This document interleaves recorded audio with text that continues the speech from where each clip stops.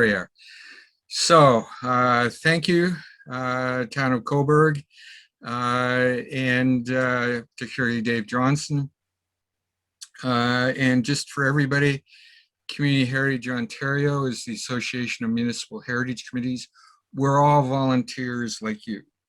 As was previously mentioned, we have an annual conference. It's going to be in Brockville from June 16th to 18th. And we encourage you to attend. It's just down the road from Cobourg. And it gives you a chance to learn from others. And we will be having a session on the Ontario Heritage Act amendments. And it'll give you a chance to network with other Municipal Heritage Committee members. And there's a copy of the front page of our most recent CHO news. Okay, I'm Wayne Morgan, and I've had more than 40 years experience in heritage conservation. This is just a list of everything I've been involved in. I'm not trying to brag about it. I just want to show you that I have a wealth of experience that I hope I'll be able to transfer some of to you today. And pictures on the right are various projects that I've been involved in over the recent years.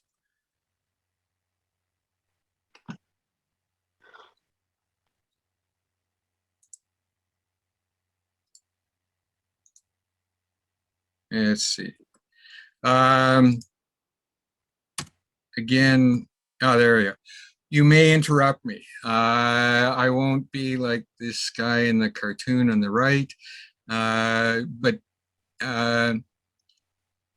yeah, you will be provided with a copy of the presentation at the end. So don't worry about copying everything down.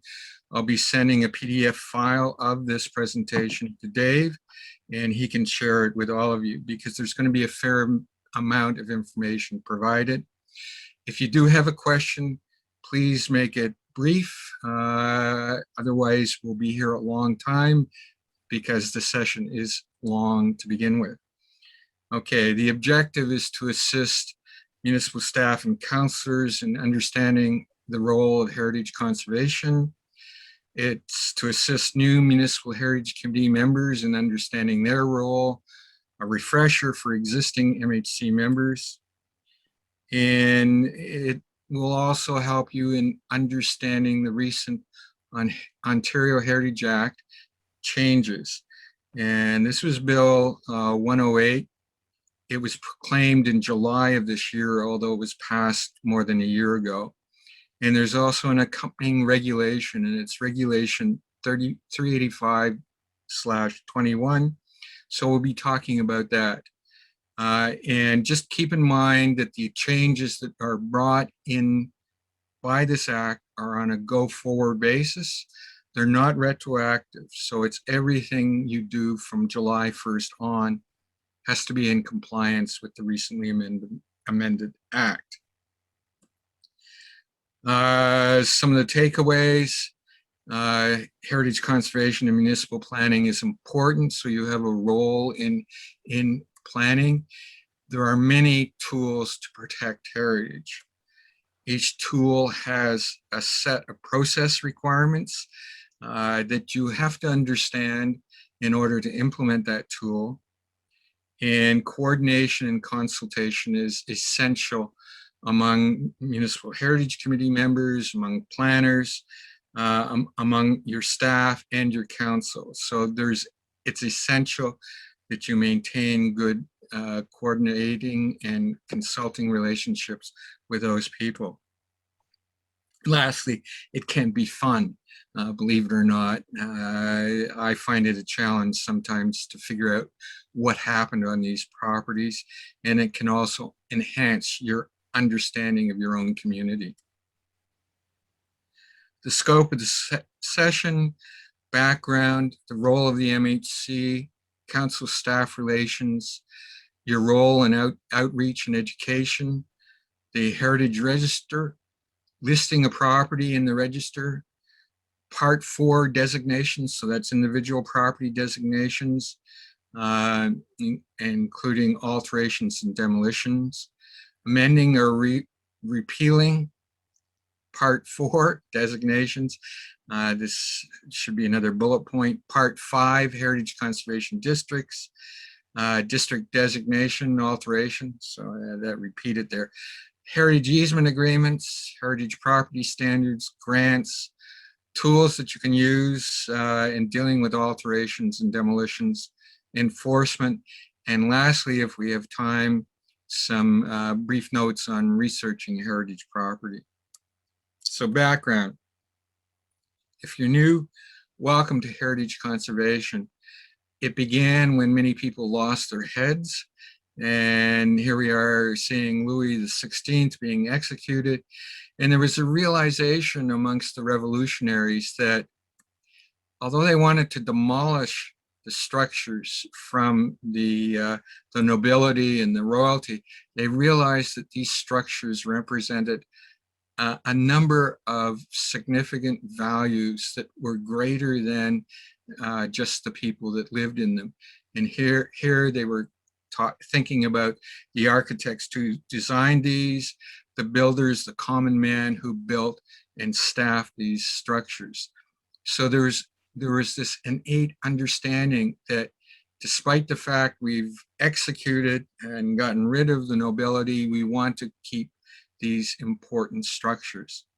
Prior to that, Roman ruins were considered to be quarries, and stones were taken away to build new structures. In Canada, it began in 1870 with the wall around Quebec City. And here, the Governor General, Lord Dufferin, intervened.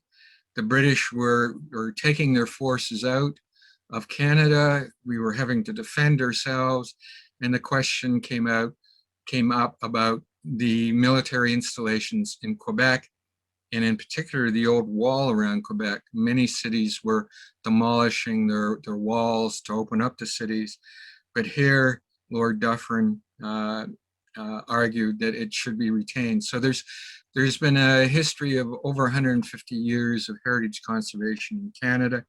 And just to show you, the gates had to be readapted. So that was a relatively recent structure. So it came just after Lord Dufferin when they opened up the gates to allow easier access through the walls. So heritage resources can be modified. Heritage conservation is important in community development. It deals with quality of life. And here's a quote from the United States Supreme Court. You can read it at your leisure, but it emphasizes that heritage conservation is important to the quality of life. There's a sense of continuity. It fosters a sense of place and community identity. And lastly, it's a Planning Act matter. Your Provincial Planning Act says that heritage conservation is a matter of provincial interest. Okay, understanding the role of your Municipal Heritage Committee. It's to advise council on heritage conservation matters. And this can sometimes be a difficult role for members. I know I served for 20 years on the Newmarket Heritage Committee, and we had to be cautious about opposing what council did because you're an advisor to council. So you have to leave it to others to advocate after council has made its decision. And it's hard to do that, particularly if your council doesn't agree with the decision you've made. But nevertheless, that's your role. You advise your council, and once they've received your advice, that's it. And the Heritage Act requires that council consult the Municipal Heritage Committee on all these matters: listing in the register, council's intent to designate individual properties, that's part 4.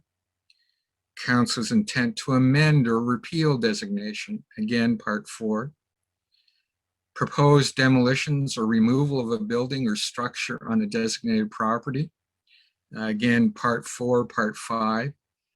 Heritage Conservation District Studies, part 5, and entering into heritage easement agreements. So the Ontario Heritage Act specifically says council has to consult you on these matters. It doesn't say how that consultation will take place, but just that they have to consult you. And that's important because they have to follow the process in order to make these designations legal. So there may be other matters in municipal bylaws and planning act, planning documents for your municipality that may add to that role for the Municipal Heritage Committee. You should be aware of the bylaw that established your committee. So you should understand that, because frequently that bylaw sets out what your role is.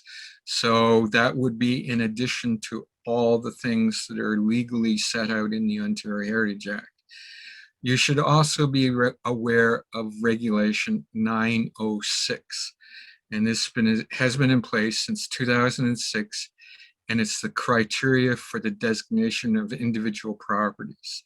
We will be dealing with that later on this afternoon. You should be aware of any municipal planning documents, such as the official plan, because frequently there are heritage matters discussed in those documents.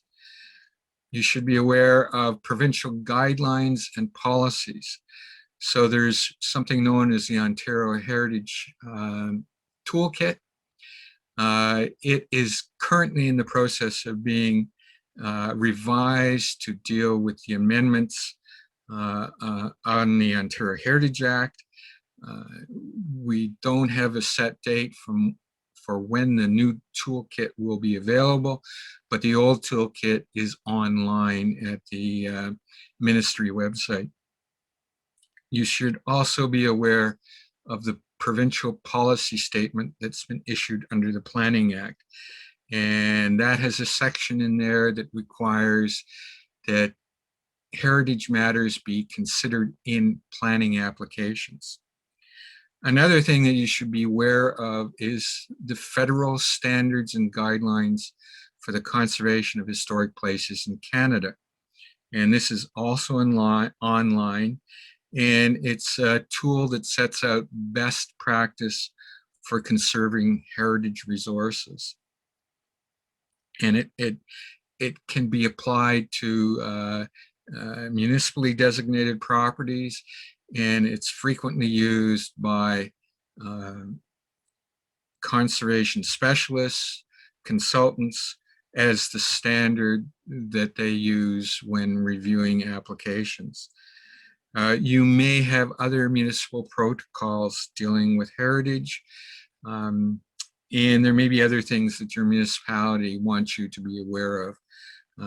But the above are the essential ones that you should be aware they exist. You don't have to know them word by word, but you should be aware they exist, and you should consult them as necessary. Almost all of them are online. Council staff relations. I mentioned this is important. So as a Municipal Heritage Committee, you should use all channels to communicate with your council. And that maybe you are a subcommittee of council, or maybe you report directly to council. But you should use that channel to council. Your meeting agendas and minutes should go to council. Perhaps you have members of council on your Municipal Heritage Committee. Make use of them to communicate to your council. And there can be direct discussions with the councillors, but you should be speaking with one voice. If each individual member goes to a councillor and expresses a different view, council may throw its hands up and say, we don't know what the committee really wants. It could be through reports to council, and it could be through your municipal staff. There may be other channels, but those are the principal ones that you should use to communicate your position on various issues. It's also important that you have good working relationships with your staff. That will include the clerk, planning department. Your chief building official, or CBO, is important when dealing with demolitions and alterations to building. They have to know their role. When I worked at the City of Toronto, they knew that if a matter came up that was heritage, that was on the register, they would come back, the CBO would come back to heritage staff and say, we've got this application, what do you think? So there we had developed a good relationship with the CBO to make sure that when applications came in, we had a chance to review them. Perhaps there are other departments in the municipalities, such as culture and recreation, that you should have good relations with. And again, there may be others. Okay, one of your roles is outreach and education. It's not a requirement under the Ontario Heritage Act, but I hope it's in your bylaw that established your committee. And the purpose should be to foster community ownership of the heritage resources. And I'm taking ownership in the broadest sense possible, not to mean they actually own the property, but they are concerned, they're aware of it, and they understand that there are heritage resources in the community. And the target audience should be heritage property owners, the public, and there may be others. There are various methods for delivering your message through brochures, doors open, digitally, or through seminars. There could be alliances with other organizations such as the Historical Society or the Museum Board. And again, if you're doing these programs, you should always keep your council informed that you're going to be carrying out this program. And if possible, involve the councilor or councilors in implementing the program. I'll show you a few successes, but you should always go back when you have an education program. What did we learn from that? Are there any changes that we should make in the future? So here are some examples. Oshawa had this public talk on what's the style of your house, your building. So it was just talking about architectural styles in the community. This could be done either on your own or in association with other organizations. In Newmarket, we gave a talk during Heritage Week through the library. So it was actually the library that sponsored this talk. We held it in the library, and it was just about heritage in the community. In fact, it was just showing old and new pictures of the community, and people were fascinated to see these pictures of what their communities used to look like. So you're creating interest in municipal heritage and the value of conservation. Digital media is becoming important, and these are examples that Toronto has used. The preservation panels, which are a subset of their municipal heritage committee, and it's to inform or promote community interest. Perhaps your municipality has a website with a page on it that could have heritage information. So this is a chance for you to use it, to work with your staff to get information up there, such as what are the designated properties and what does designation mean, that sort of thing. So digital media is becoming increasingly important to getting the message out. But there are other ways that you can do it. Many people have doors open in their community. And again, it's getting people into buildings to see what heritage resources they have in their communities. Toronto sponsors Jane's Walk, and perhaps there are forums or lectures which you could do to get the message out and to show what a resource your community has. Utilizing the local media, perhaps your newspapers, if you still have a newspaper in your community, it could be a way of getting information out. But again, I would express caution in using the media. You should be just getting the facts out and not be critical of council's decision. That's a role that maybe other organizations should be playing. In Newmarket, one of the ways we communicated the resource, the fact that there was a great heritage resource in the community, was we put up these plaques. There you see one on a house on the right. And we would agree to pay for and put up a plaque on any building that we thought had heritage value, whether or not it was listed or designated. Of course, it was done with the cooperation of the owner. And that was just to get out to the community that there was a resource out there, and they didn't have to go inside a museum to see it. They could just walk around, and the plaques were large enough that they could usually read them from the street.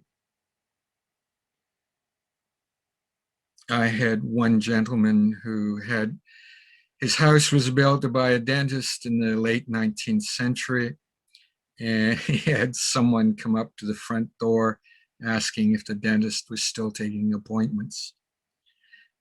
So interesting. Here's one in Brampton where it was put out in front of a school. This one was paid for, again, by the municipality. It explains about the school, and the one on the right, and they had another one explaining about Etobicoke Creek. So this is another type of plaque that could be put up in front of a heritage building, and it's been done in many places. So let's get into the meat of the Ontario Heritage Act, and we'll deal with the register. The Ontario Heritage Act, Section 27, requires that the clerk keep a heritage register. The register shall include all designated properties. So that's whether it's designated individually or designated by a heritage conservation district. And it may include property not designated by council, but council believes to be of cultural heritage value or interest. And this we refer to as listed properties. So it includes both designated and listed. Now, sometimes the clerk, through a resolution of council, delegates it to another official at the municipality. It could be the planning, the chief planner. It could be somebody else in the municipality, but nevertheless, the register, there must be a register, and people must be able to view that register. So frequently, this is information that's provided online. So that's the heritage register. Now, to list a register, to list a property in the register, the effect of listing it is to delay demolition. There's a 60-day notice to council of a demolition application. And if it's not listed, your CBO has to issue a demolition permit within 10 business days of receipt of an application, unless the CBO believes there are safety issues. So without the listing, there's just a 10-day period. With the listing, there's a 60-day period. The other effect is it can be a flag to the municipality and other government agencies that council considers the property may have heritage value. So for example, I've been hired, I'm a consultant, I've been hired to do a heritage study of an expansion of a road and what the impact of it is. Maybe it's a provincial road, maybe it's a regional road, or a county road in your case. One of the things I would do is I'd check out the inventory and see what properties are being affected by that. So that is my first go-to step. And if it is not listed, it's an indicator to me as an outside consultant that the municipality may not consider a property to be of heritage value if it's on the list. So it's important to get it on the list, because it's not only does it delay demolition, to give you a chance, to give the municipality a chance to consider whether or not to proceed to designate, but it is also a flag to anybody else who's coming in to study the municipality to see what is of heritage value. And just to go back, it's 60 days from the notice that your council has received the demolition application. So it's not 60 days from when the application is made, but it's 60 days from when council has received the notice. And so it's important that that's when the clock starts. It's from when council receives it. Some people I've had to explain to some municipal staff, it hasn't started yet, even though an application has been made. It hasn't started yet because council hasn't been notified. The other thing is, it has to be an application made under the Ontario Heritage Act. So if somebody is coming in with a listed property, they will have to make 2 applications to demolish, one under the Building Code Act and one under the Ontario Heritage Act. So it's important that your CBO understand that that's the case. There has to be 2 applications made.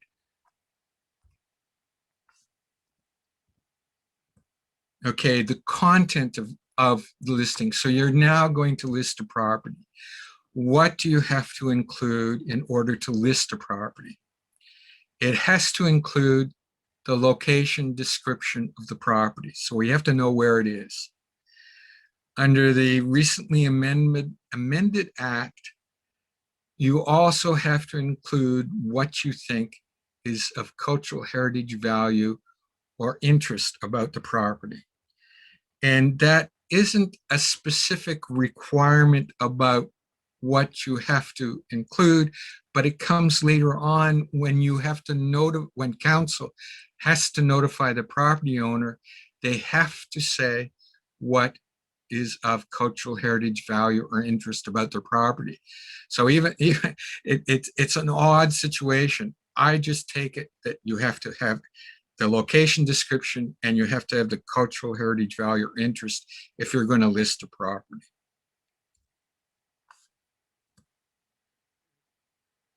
The Act also talks about prescribed principles, so that council has to consider prescribed principles. And they say in the Act, the Act says they're to be set out in regulation. They're not in the regulation. There's no regulation that sets out prescribed principles, so you don't have to consider them at this time. It's something that may come in later on, but it's not something you have to consider right now, even though in the Act it says you have to consider prescribed principles. There are none at this point, so it's not something you need to worry about. As mentioned, council has to consult with its municipal heritage committee prior to listing a property in the register. There are now new notification requirements in the Ontario Heritage Act. Council must notify the property owner of a listing within 30 days after council has included it in the register. This is new. Previously, there was no notification required, and I had a number of property owners coming to me in surprise to find out their property was in the register. Now there's a requirement for that notification occur, but it's after inclusion in the register. We at CHO wrote to the ministry when they were dealing with the amendments to the act and said it should be before council registers it. They ignored us and they kept it as after inclusion in the register. And the notice to the property owner must include why the property is of cultural heritage value or interest. So that's where, at the very start of this process, you should be setting out what is of cultural heritage value or interest. And the notice should also include a statement of the effect of listing, the fact that it is a delay in demolition. Wayne? Yes. I asked about the content, the cultural heritage value or interest, the why. That's not necessarily a full OREG 906, correct? Evaluation? No, it's not, but I'll get into that a bit later on. Okay. Something new that's come in is an objection by the owner.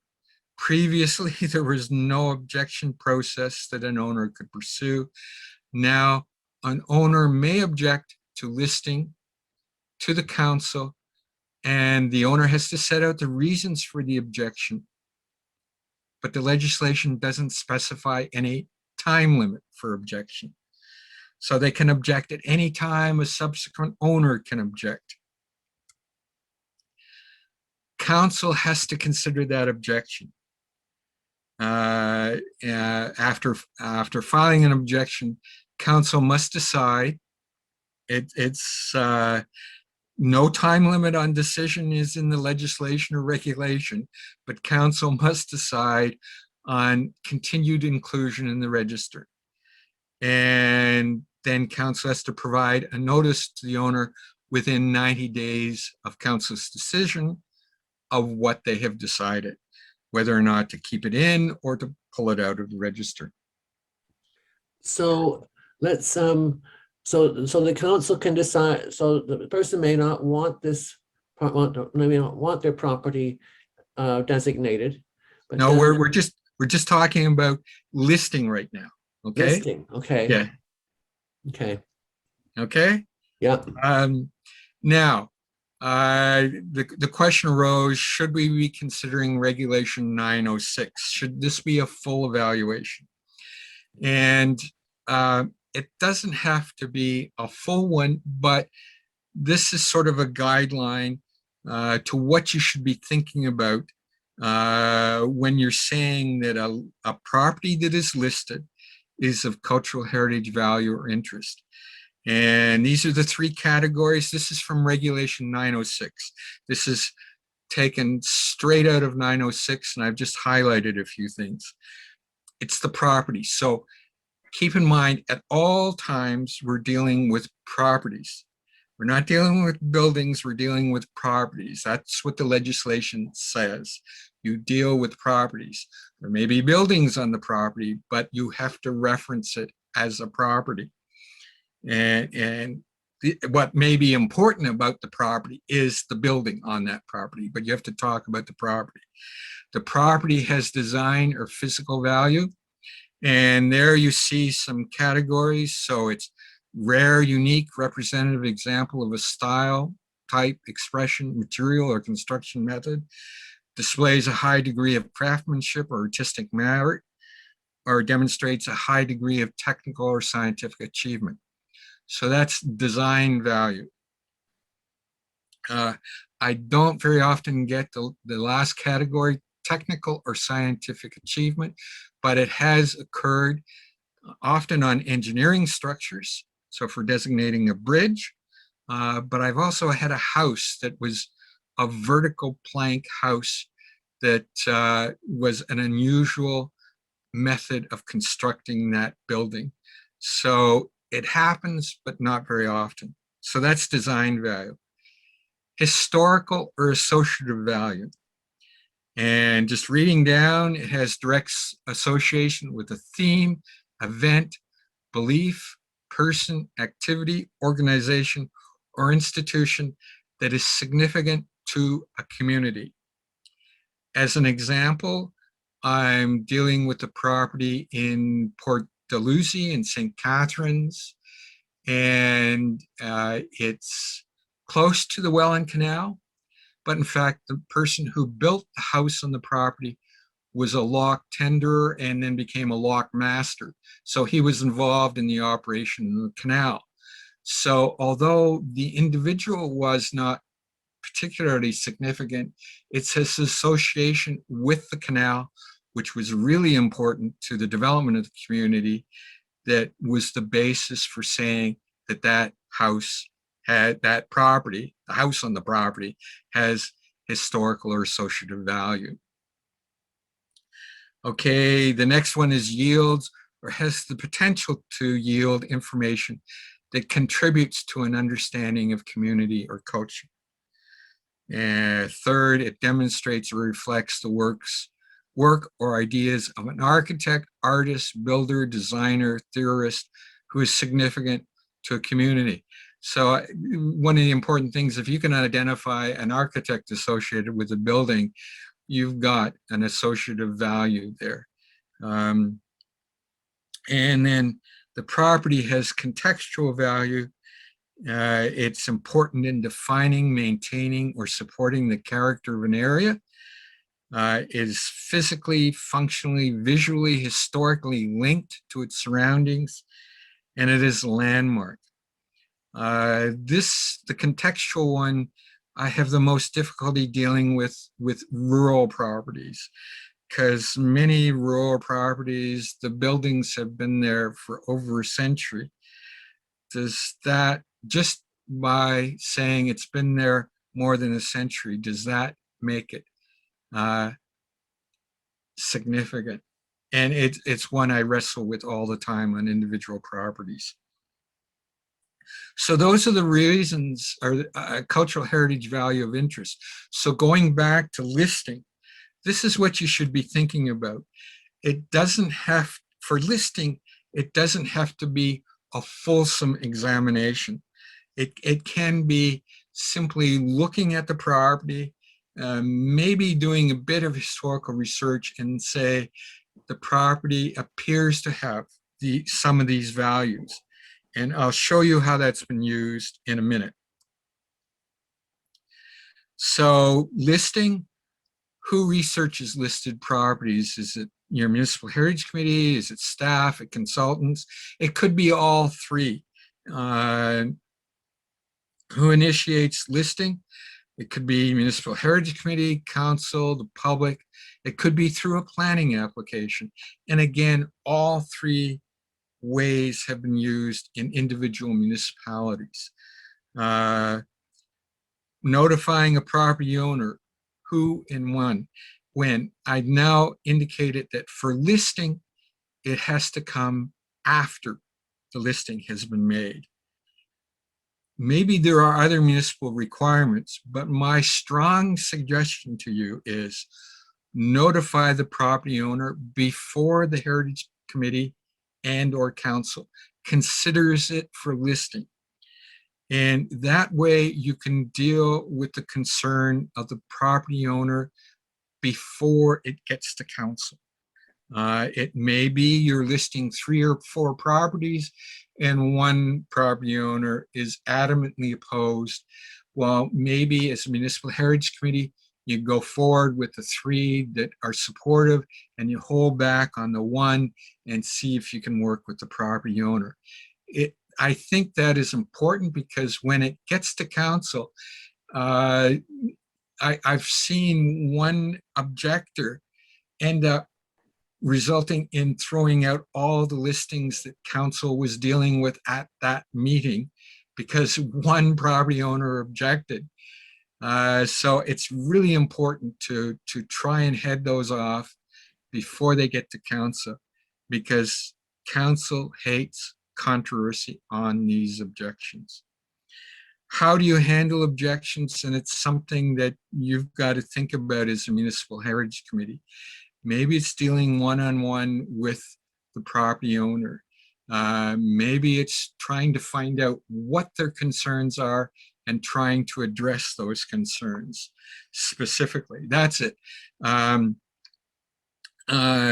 We've talked about the scope of information that needs to be in the register. It's just location matters that have to be in the register, where the property is, street address or legal address. The heritage values don't have to be in the register, but sometimes it helps when you put the information online to indicate what is important, what you think may be important about that property. And then how do you put it forward to council? You have to think about that. Maybe it's a report, a staff report. Removal from the register. You have to think about a process. Maybe there is a process for, there may be situations where you have to remove a property from the register. There is nothing in the Heritage Act that sets out a process for dealing with removals from the register. But it should, whatever is done in terms of removing it from the register, it should be done by council resolution, because that's what put it on the register in the first place. And the other thing you should think of is emergencies. How do you handle them? What is the strategy or protocol? Because if you don't list the property, it's 10 days and your CBO has to issue a demolition permit. So here's an example of Ajax. Wayne? Yes? Oh, I just wanted to ask a question about removal from the registry. So can all the buildings or properties that have been listed prior to this new act, are the property owners able to come in and delist? Or is it just, are we just talking about since with this new act? But then if it's just with the new act, then those people would have already approved its listing. Okay. To back up, yeah, we're dealing with listing here. Anybody can always object to council about the listing. Okay, it doesn't matter whether it was done 20 years ago or was done a month ago. Okay. Anybody can object, and that objection has to go to council.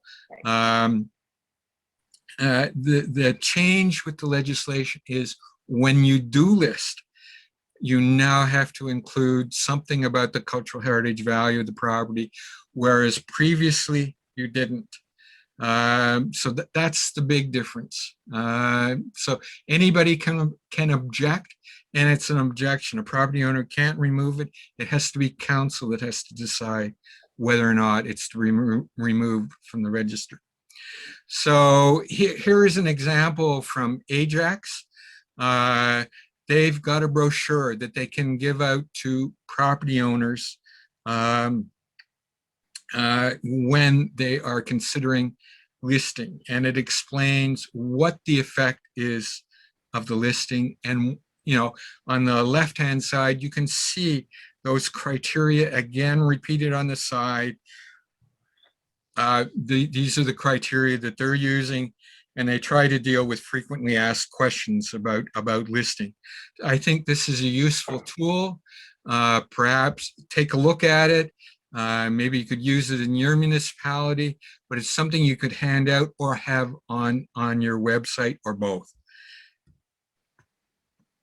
And continuing on with Ajax and what they've done to list, here is their listing report. So you can see they've gone through the criteria, and they've, on the right hand side, they've indicated a hit. So they've actually done a fairly detailed evaluation of the property. It's almost leaning to a designation report, almost, but not quite. So they've gone through the criteria in detail, and they've said, okay, this is of heritage value. We recommend that you, council, list this property. Great, they had a great process. They had great information. The only problem was they took a batch of these to their municipal council just before the municipal election. And council said, we don't want to deal with this right now. There's an election coming up, and all we need is 30 property owners in here objecting. So that whole process folded up for the time being. I haven't talked to the planner yet to see whether they've gone back to their council, but it says, be strategic in how you approach council with your listings. Keep in mind, they have other considerations that they're thinking of, and election is a big thing. They have actually prepared a form for removing a listed property. So if somebody wants to list, not only do they have to file an objection, but they have to fill out this form. And it explains why, it forces the owner to explain in some detail why they want it removed from the register. So again, it's something you might consider for your municipality. This is an example of listing from St. Mary's, and this listing is no longer adequate. It's got the address, so it's got the location, but it really hasn't said what are the heritage values. It's listed a number of features, but it hasn't said anything about those features being heritage values. And it's too bad. It can be reinterpreted. So for example, the design value, you could say, so for example, the first thing, it's representative of the Queen Anne architectural style. So it's representative of an architectural style. So it's hit that right away. So it's important that you think about heritage values, not what appears to be significant, what you like about the building, but does it have heritage value? Wayne, if I may. Yeah. Does that apply?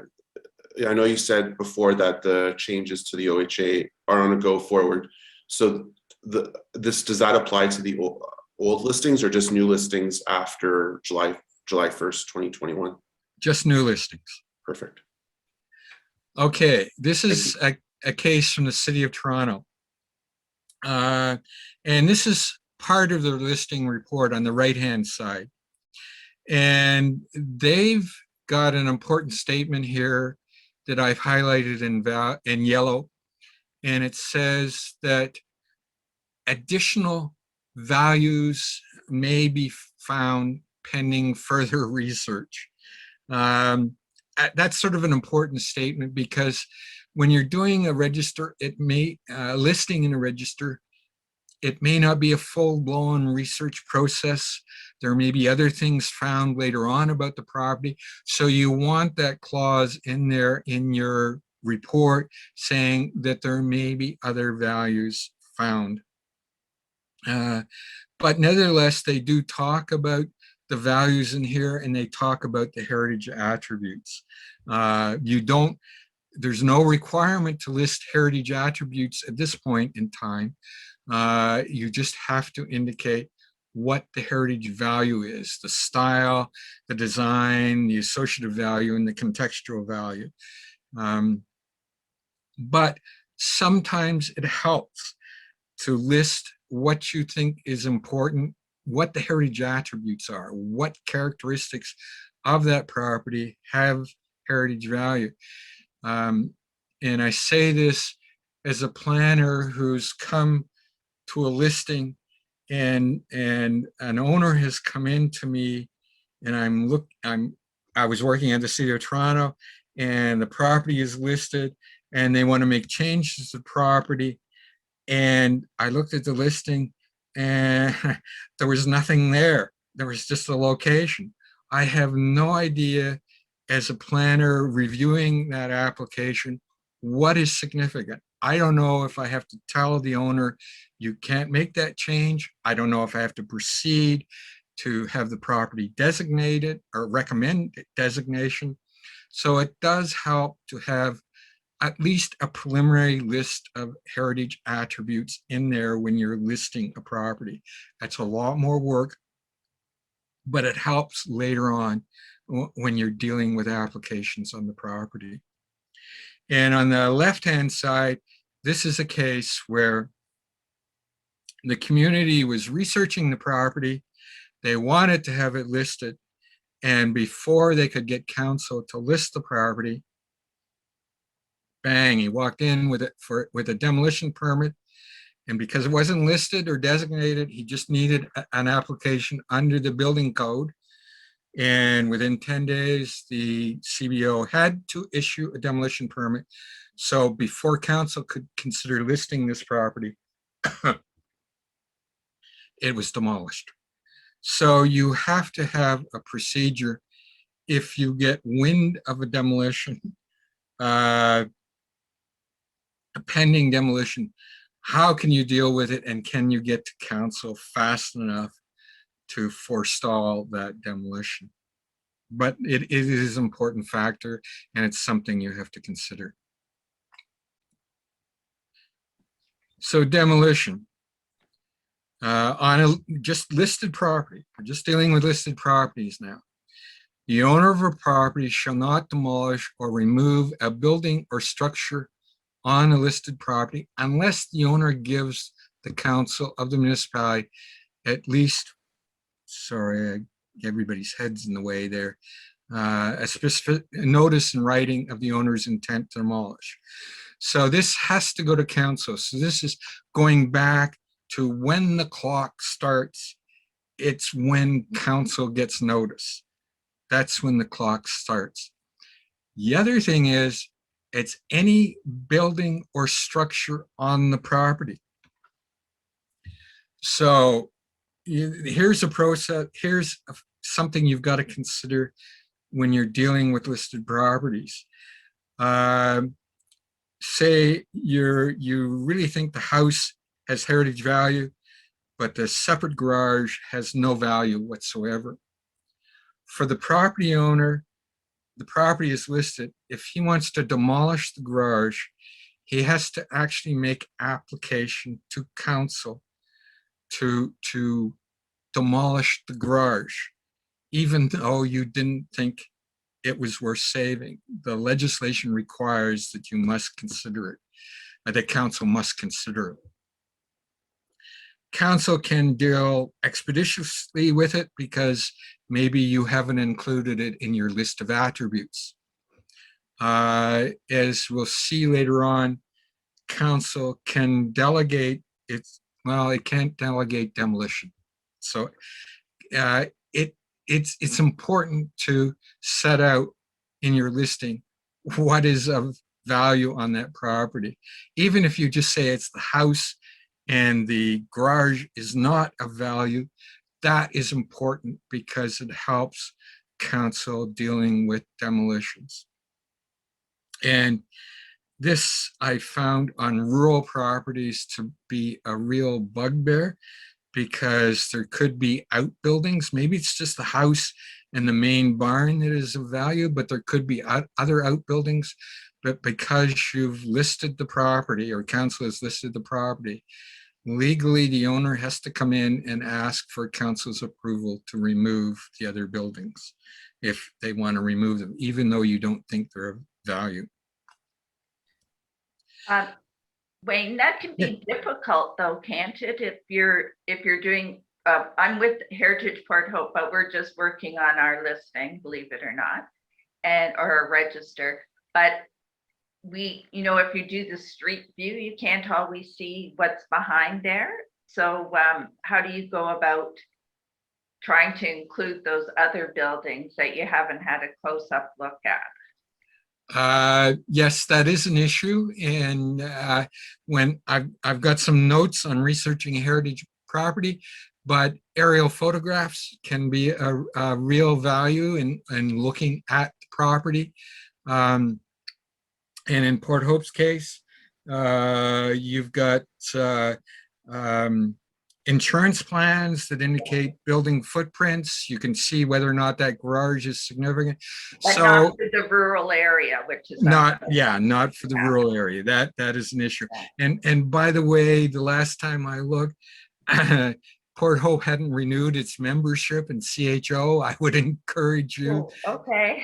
to pay. You'll now get it for next year too. Okay. Okay. Now, maybe our records aren't really up to date, but that was the last I heard. Okay. I'll send staff an email about that. Okay. Determine if the building warrants conservation. What is a complete notice of intent to demolish? There's no form now. Maybe you require some sort of evaluation if there's an intent to demolish. But whatever you set out in what is a complete notice of intent to demolish, it has to be by council resolution. So maybe if somebody is coming in with a demolition on a listed property, you want maybe a survey of the property, maybe photographs of the building. And maybe that's sufficient to constitute a complete application to demolish. But it's something you need to think about. It's not in legislation. And maybe that would help you in the rural area if somebody comes in and says, I want to demolish this, and you've required that they include pictures of what they're proposing to demolish. That would help. But again, you've got to set that out in a council resolution saying, this is what we require when somebody comes in and wants to demolish a building on a listed property. And you need to identify a strategy for preparing a report recommending, if necessary, deny demolition or express council's intent to designate. So the bottom line is, if you think the property, the building on the property should not be demolished, the owner is asking to have it demolished, you actually have to proceed to designation of the property under Part 4. So you've got to deal with that demolition, but you've also got to advise council at the same time to express its intent to designate the property. And that starts the whole Part 4 process off. So you've got to do all of that within 60 days of council receiving notice. So it's something to keep in mind, and it is important. So that's listed properties. That's the effective listing. It delays demolition.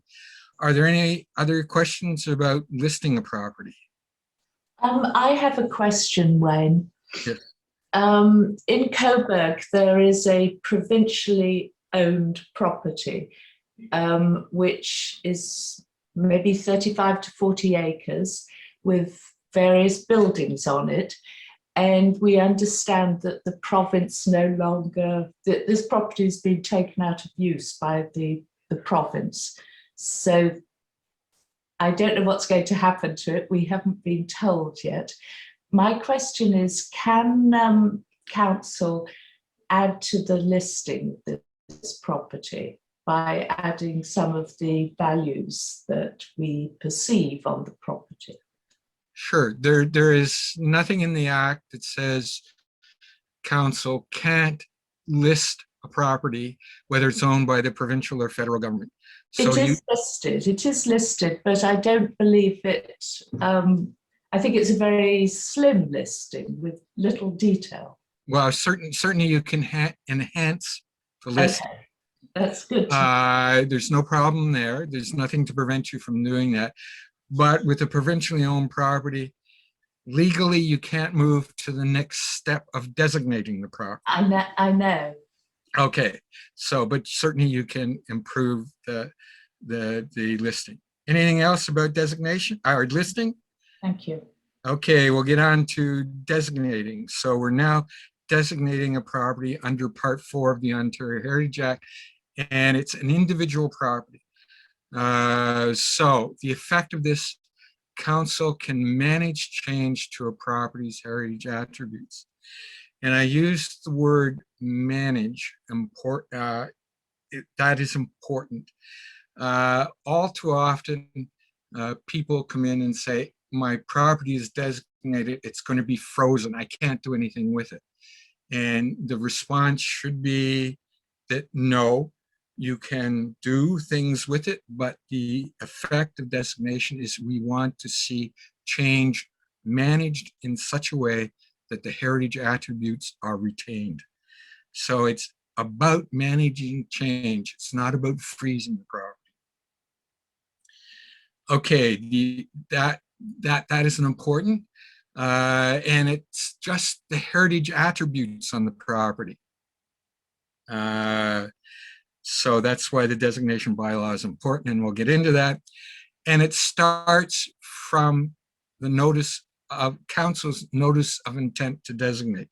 So the effect of it is, as soon as council expresses its intent to designate, the property is in effect designated. And council's notice of intent to designate voids prior permits permitting alterations or demolition.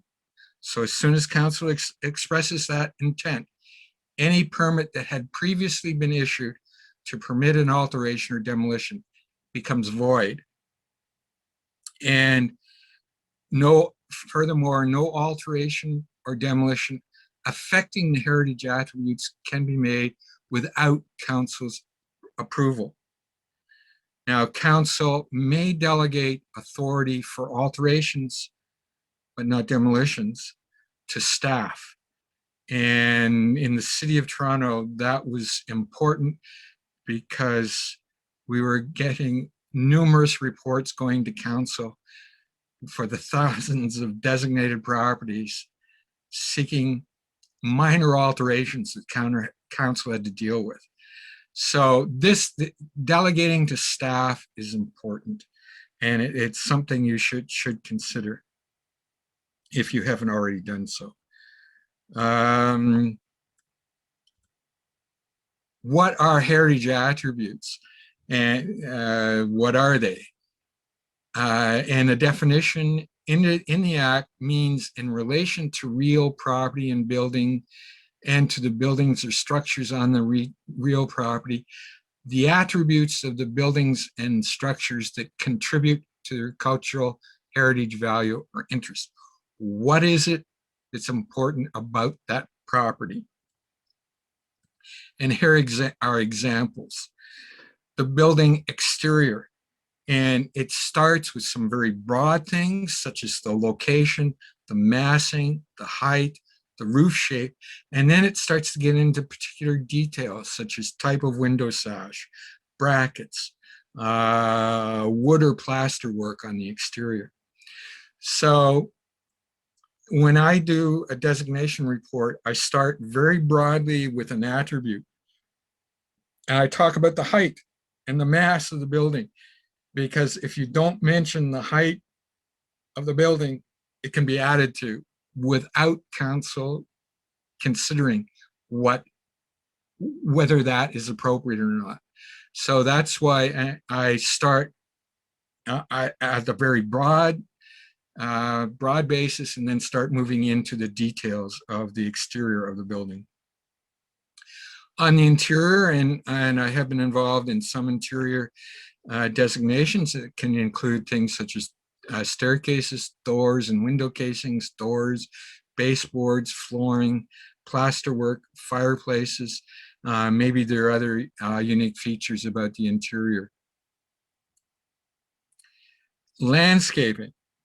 And I always, in the designation bylaw, I set out at the very beginning, what is important is where it is located on the property now, and it's set back from the street.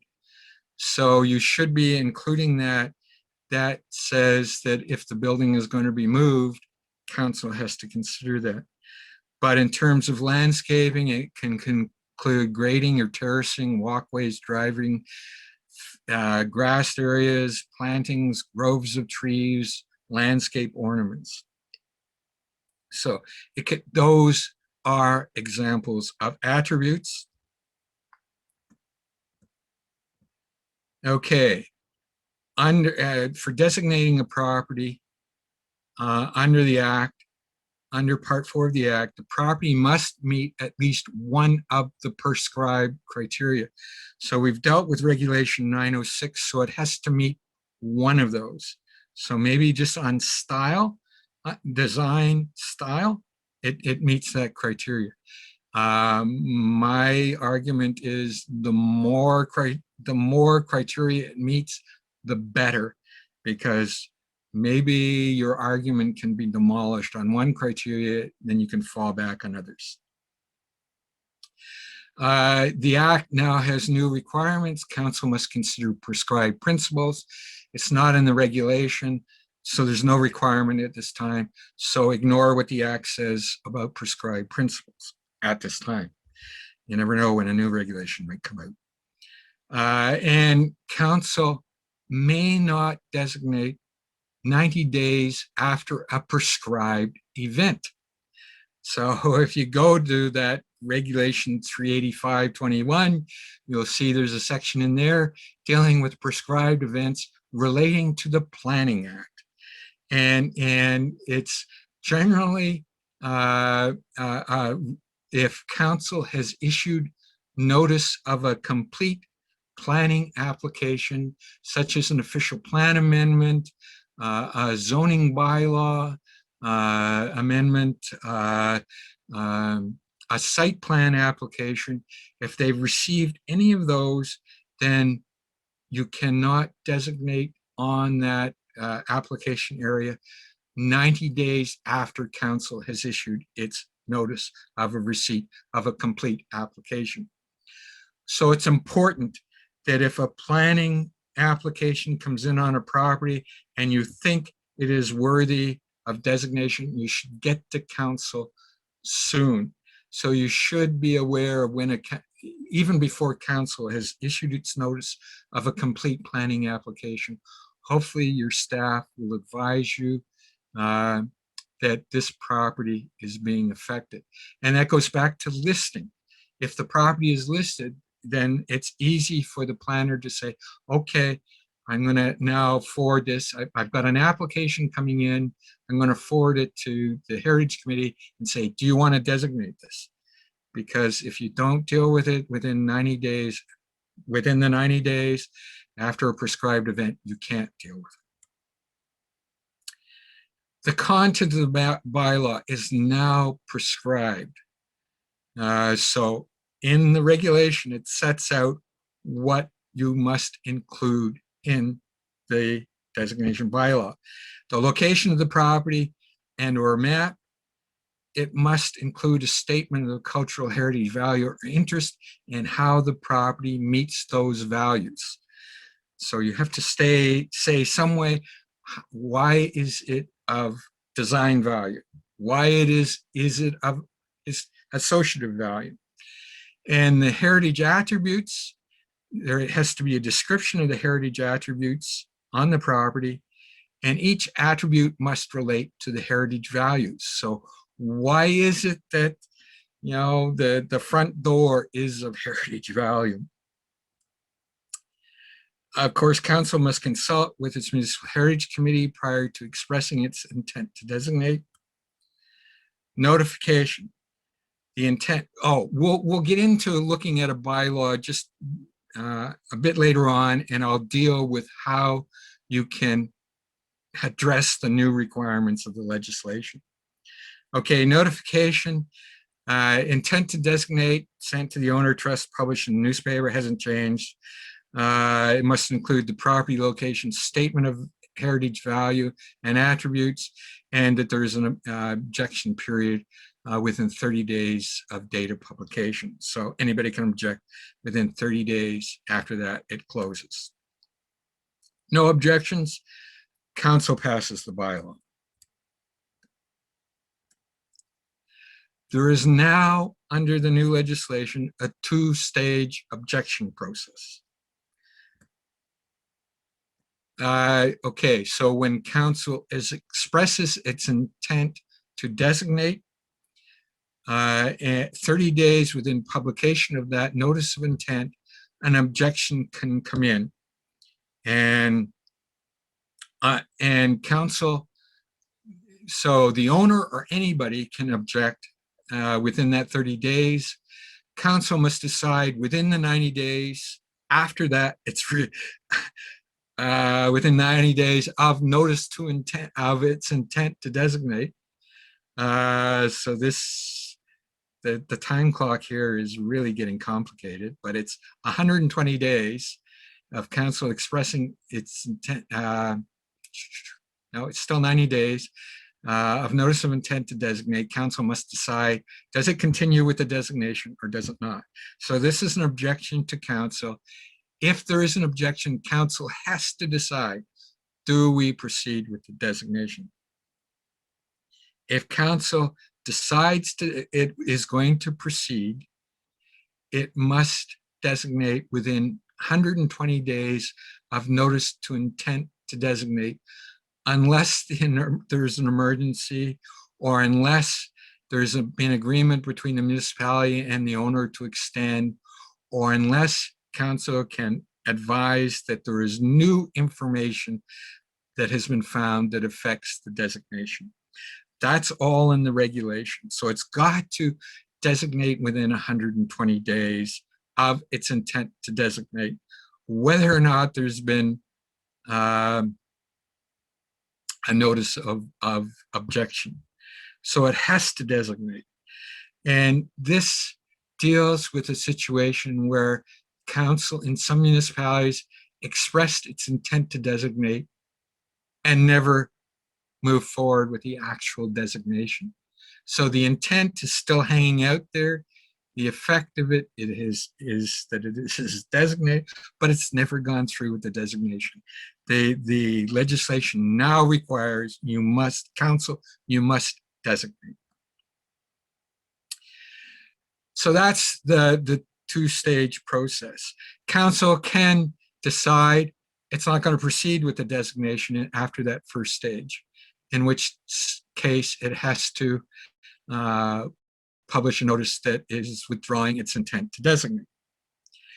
And the next stage is when council designates. So it's now proceeded with the designation. There's now another opportunity to object. And it is to the Ontario Land Tribunal. So it's not the Conservation Review Board. That board has essentially ceased to exist. It's not the Ontario Municipal Board. It's now the Ontario Land Tribunal. And it must, the objection must be received within 30 days notice that the bylaw has been passed. The Ontario Land Tribunal holds a hearing and issues a final decision. It either dismisses the appeal, in which case the designation, it takes effect, or it orders council to repeal the designation bylaw in whole or part as determined by the OLT. This is new because before, if there was an objection, it went to the Conservation Review Board. The Conservation Review Board issued an information report and it went back to council, and council made the final decision about whether or not the property is designated. Now, the change is the Ontario Land Tribunal makes the final decision if there's an objection. So the municipal experience, who you should decide who researches the property for designation, who initiates the designation, and it could be anyone. So it could be any of these at any time in a municipality. Does your municipality have any additional property notification requirements that go beyond the legislation? Who prepares the bylaw? The legal description of the property. Sometimes in a municipality, the legal section deals with the legal description, and maybe the municipal heritage committee or planning staff deal with the statement of heritage values and the list of attributes. And how does it get put forward to council? So you've got to decide that. How do you deal with emergencies? Because you're going to deal with emergencies, so you should have at least some sort of process in mind for dealing with emergencies. And then appeals. You're going to get appeals. Who goes to the Ontario Land Tribunal to defend the decision made by council? And so that has to be decided. So here's an example that I did of a Carnegie Library in the former village of Durham, in the municipality of West Grey in the county of Grey Township. Carnegie Library. Here's the designation bylaw that I prepared. So the first section you can read, it sets out the criteria that it met. So you see in the third line, it says, second line, meets the criteria for municipal designation prescribed by the province under 3 categories of design, association, and contextual values. So I've said it's met the criteria. And I talk about the statement of cultural heritage value, and that goes into a bit of the history of the building, the property, what it was used for, who the architect was that was involved, and who the builders were. So yeah, there's a fair bit of wealth of information that was condensed into that one little paragraph there. And then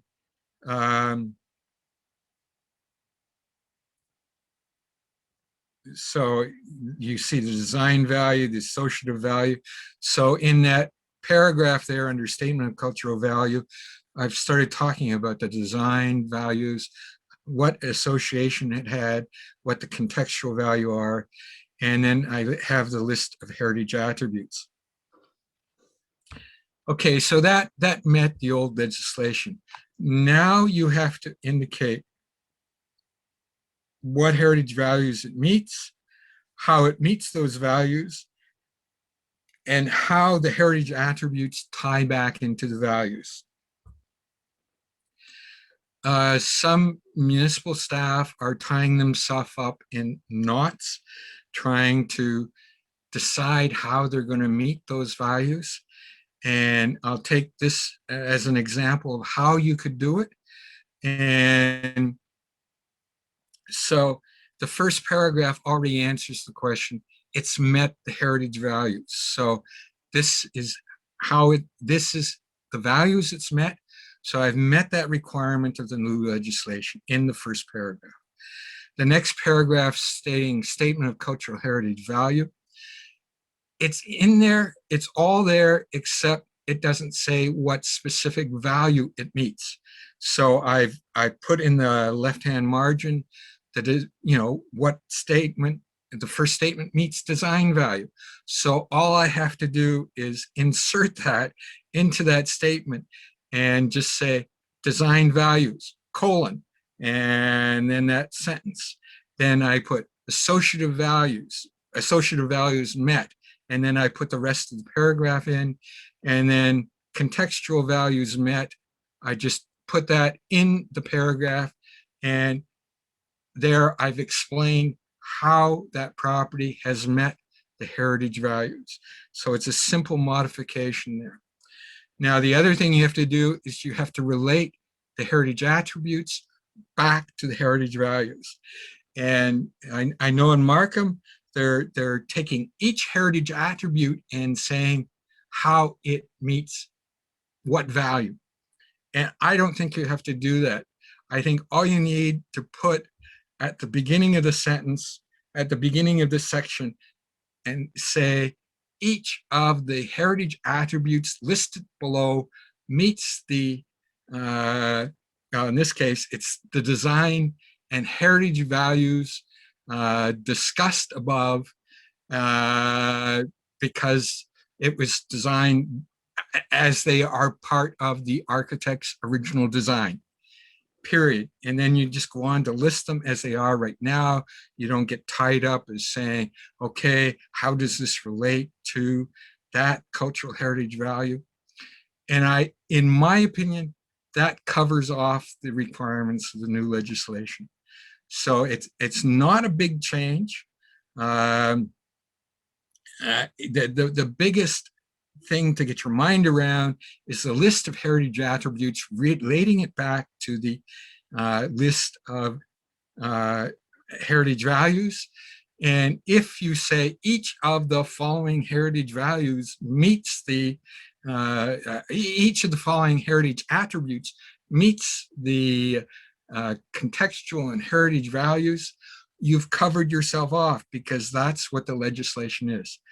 Now, my position on this hasn't been tested in the courts yet, but I think if you're demonstrating that you are attempting to meet the legislation and you've given thought to it, I think the courts may be satisfied with that change. So it's not a big thing, but it's something you now have to specifically include in a designation bylaw. So this is on a go-forward basis. You don't have to worry about any other designation bylaws done previously, but on a go-forward basis, you have to consider those.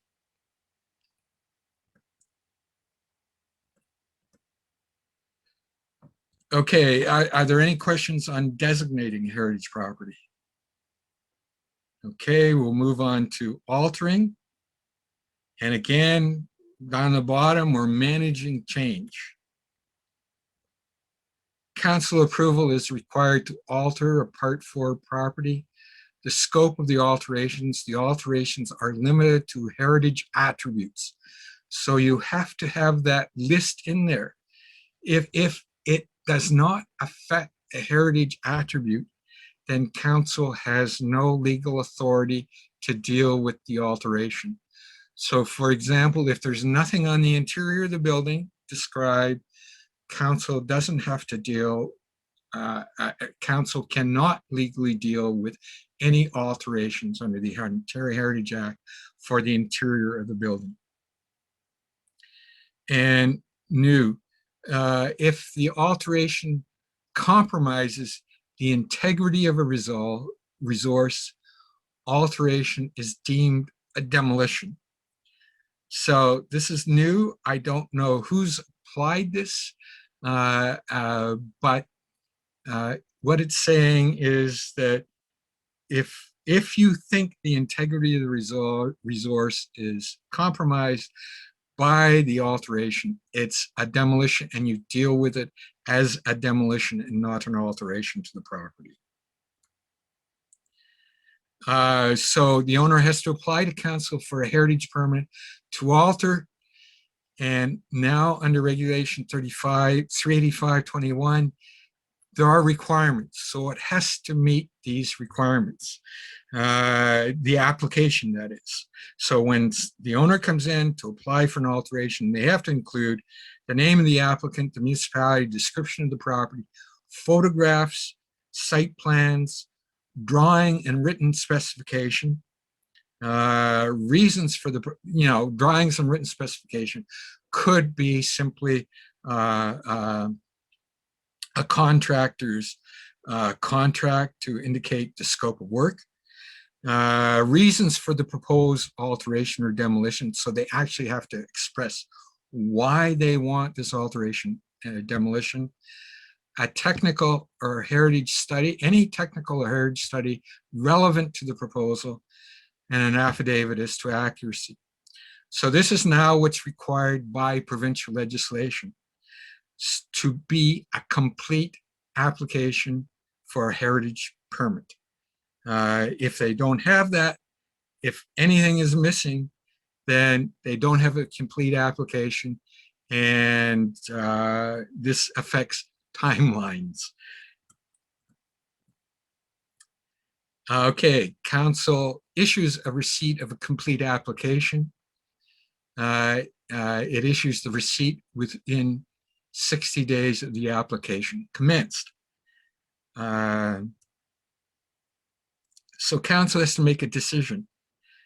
Council, after consulting with its MHC, must make a decision within the 90-day notice of complete application. Or if the application is not complete, within 150 days after the application has commenced. So, you know, that would be easy for staff to deal with. Staff could write the council a brief report saying we've received an application for an alteration. The application is missing this information. We recommend the council that you refuse the application. Nevertheless, council has to deal with it, because if council does not deal with the application in the timelines, the alteration is deemed approved. So council has to deal with it regardless of whether it's a complete application.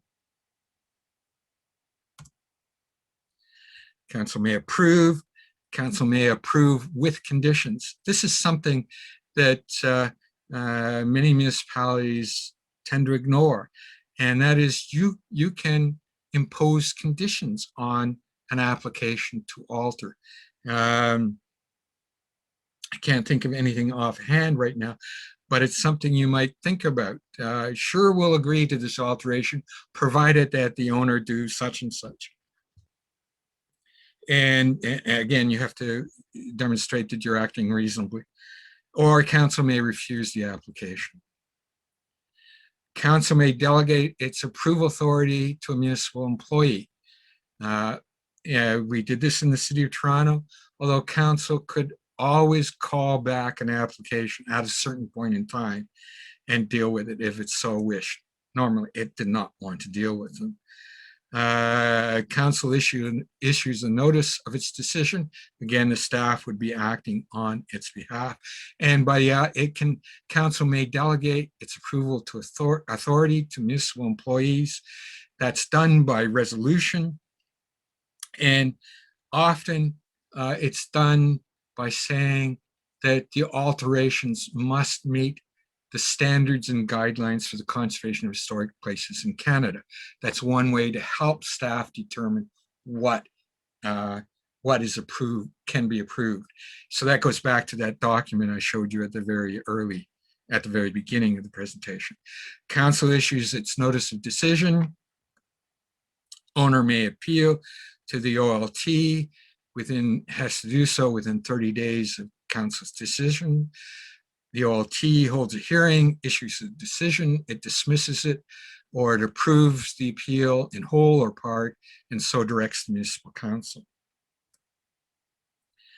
After alteration or demolition occurred, council, in consultation with its MHC, must decide if a property still has cultural heritage value and retain the bylaw as is, or amend the bylaw.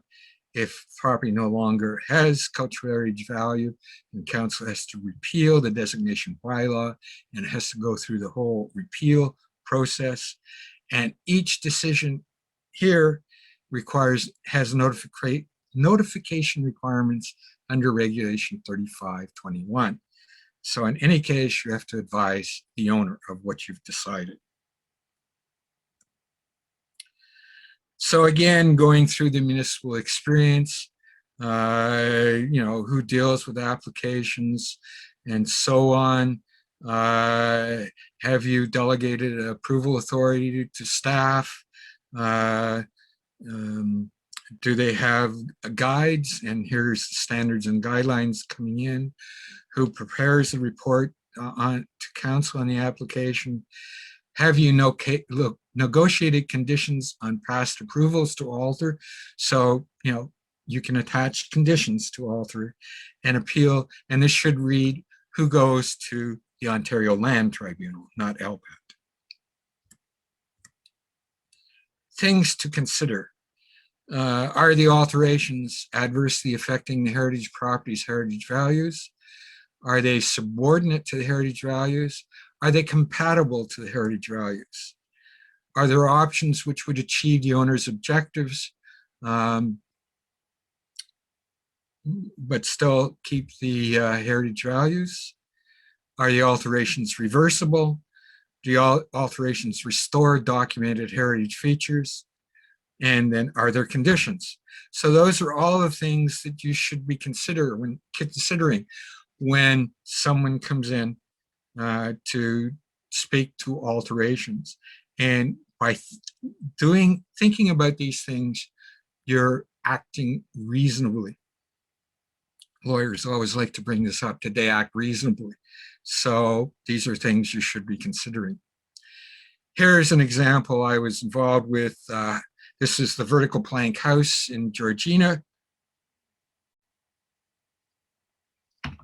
It added a whopping big addition to the rear of it. And there's the house. And I attached conditions to it.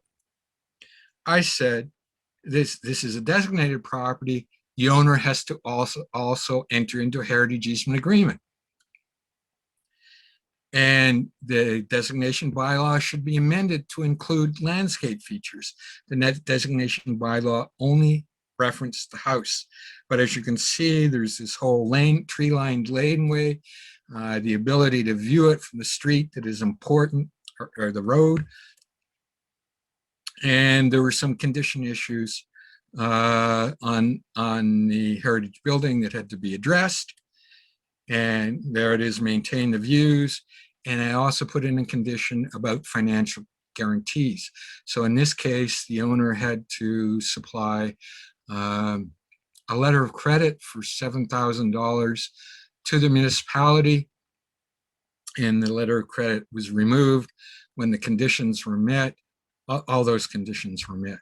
So that's one way of dealing with alterations to a heritage property. Attach conditions to it. Any questions about alteration? Okay, demolition.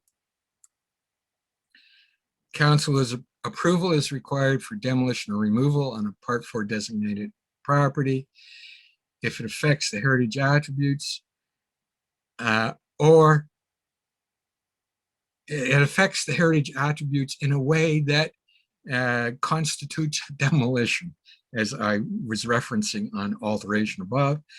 And it's a building or structure, whether or not it affects the heritage attributes.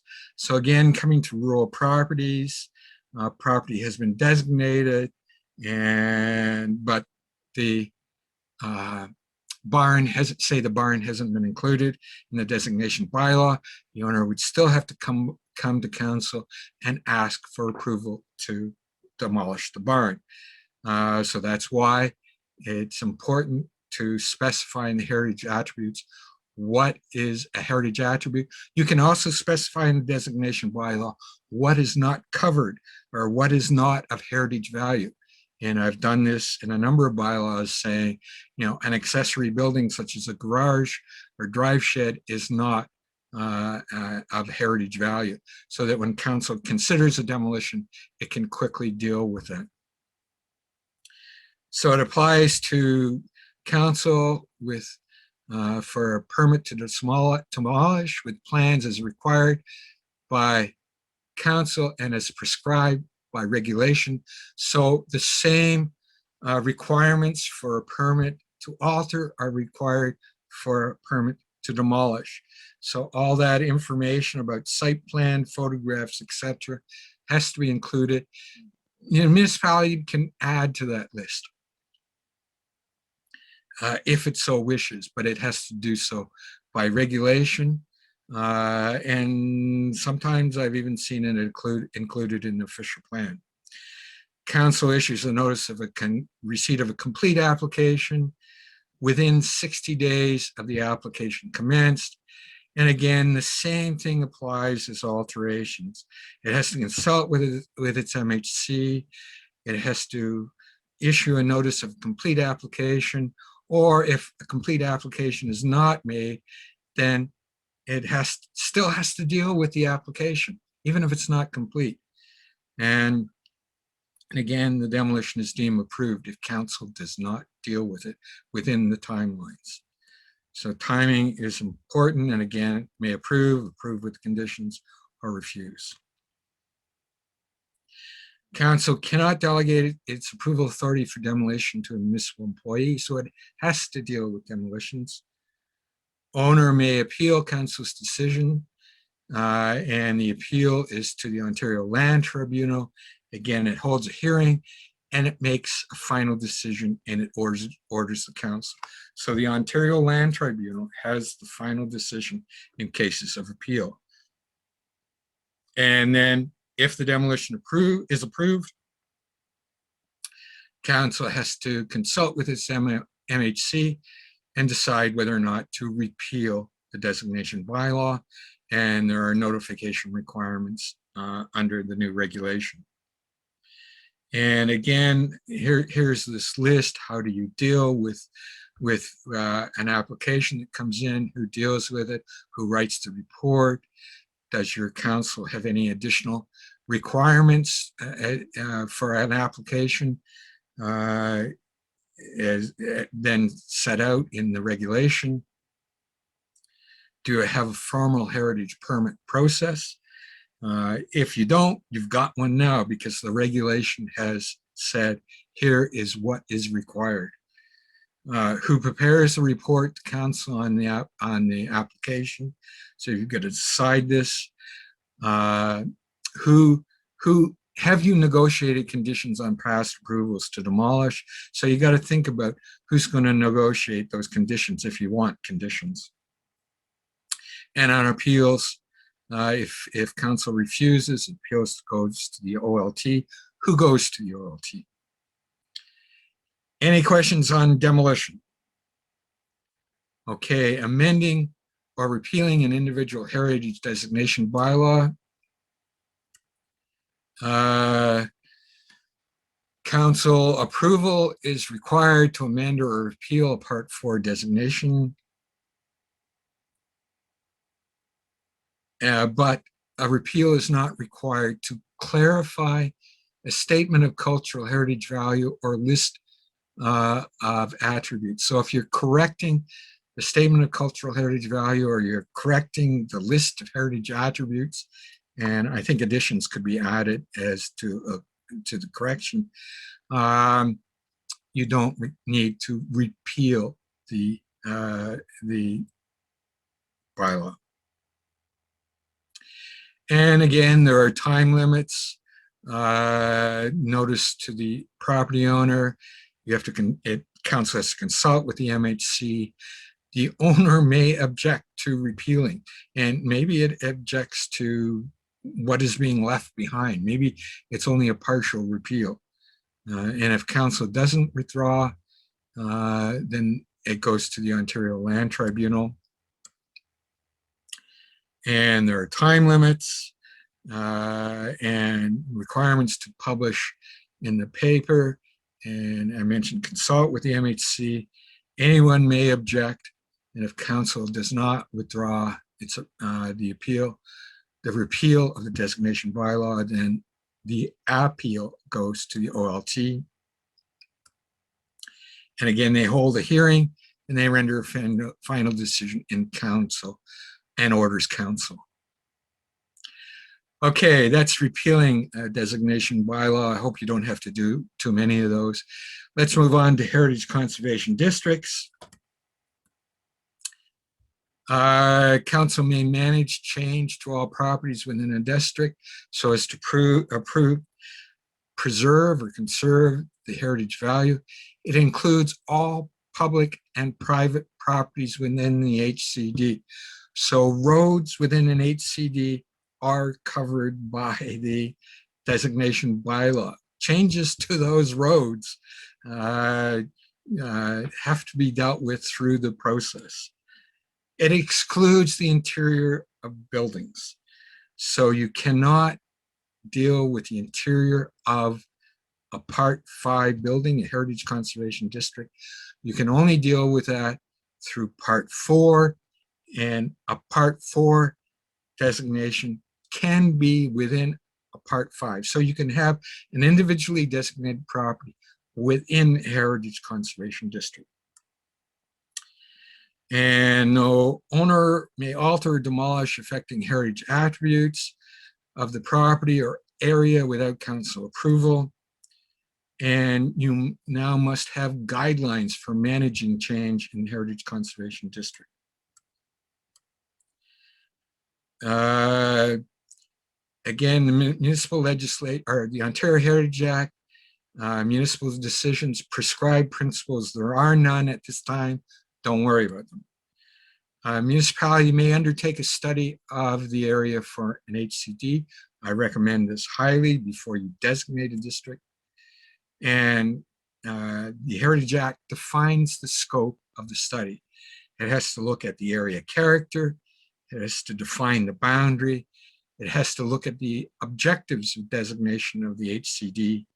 And it has to deal with any changes to the municipal official plan or bylaw that might result from the Heritage Conservation District. The Municipal Heritage Committee must be consulted on the HCD study. So when you're dealing with an HCD, including alterations, this is the only time that you as a Municipal Heritage Committee are involved under the Act. The municipality may restrict alterations, demolitions, and new buildings in the study area for up to 1 year, so it has to pass a bylaw, which is subject to appeal to the Ontario Land Tribunal. And I don't recommend this unless there is an emergency, because you can spend all your time and resources at the OLT defending this bylaw that just freezes things for a year, when in fact you want to be doing this study. But that's your decision. Municipalities rarely use it, but it has been used in emergency situations. Municipality may designate an area. It must inform the public and have at least one public meeting. The municipality must be consulted on the HCD designation. So you're consulted on the study and the actual designation, and that would include the plan associated with the HCD designation. And again, it's subject to appeals to the Ontario Land Tribunal. The municipality must have policies in its official plan permitting heritage conservation districts. And in designating a heritage conservation district, the municipality must also adopt an HCD plan. The plan under the legislation says statement of heritage objectives, statement of cultural heritage value, heritage attributes of the HCD and the properties in the HCD, policy statements, guidelines, and procedures for managing change, and a list of minor alterations that do not require a heritage permit. The effect: once an HCD is established, a heritage permit is required for exterior alterations, exterior demolition or removal of any heritage attribute on a property, and the municipality may not pass a bylaw or undertake works contrary to the Heritage Conservation District plan. So this is important, because this is one of the few times that heritage trumps planning policy.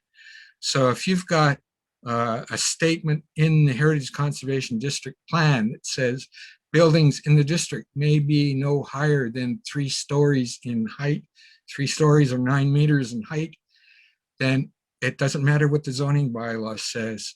If the zoning bylaw says 12 meters, the Heritage Conservation District plan takes precedence over the zoning bylaw. Heritage conservation districts do not have to be large.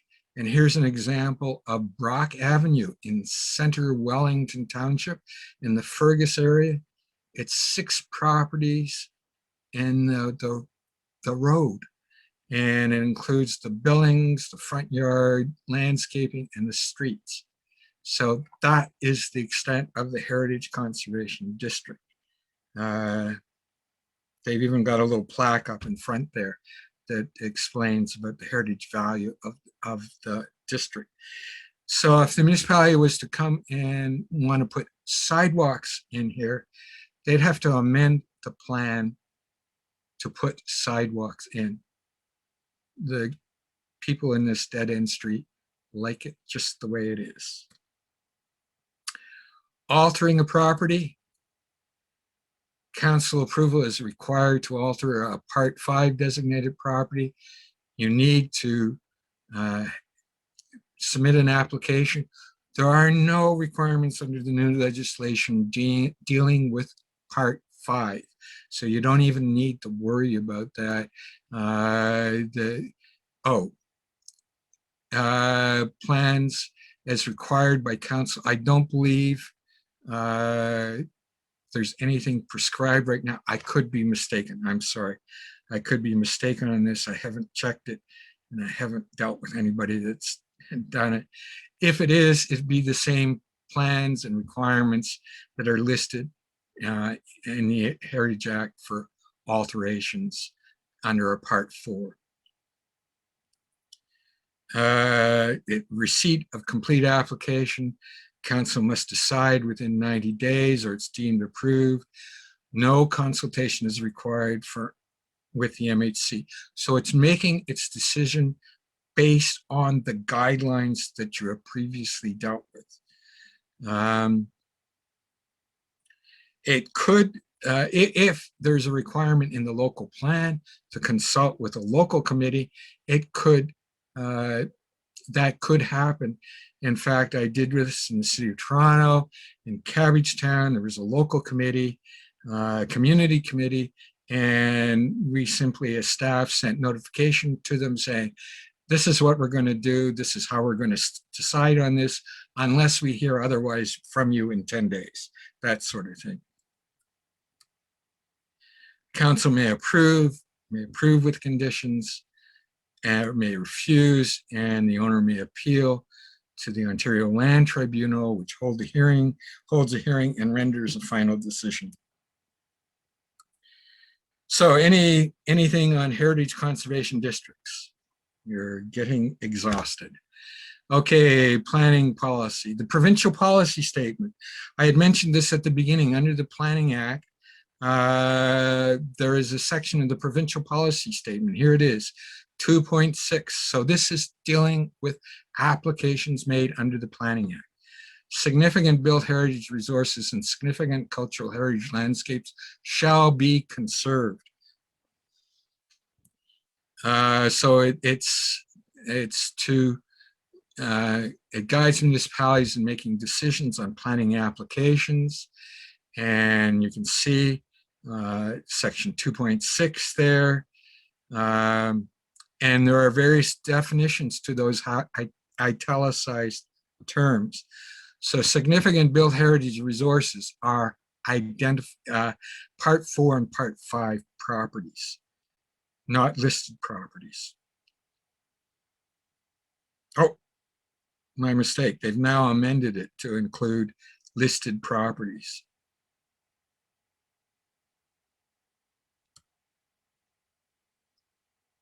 So there haven't been any changes.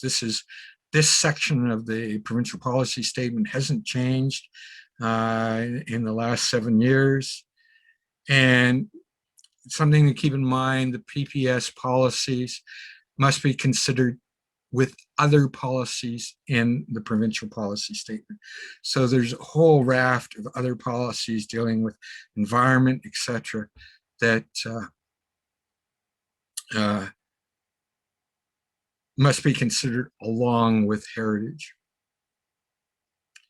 And you might be interested, I don't know if you have any minister's zoning orders in your area issued under the Planning Act, but the minister is exempting himself from the provincial policy statement in many areas.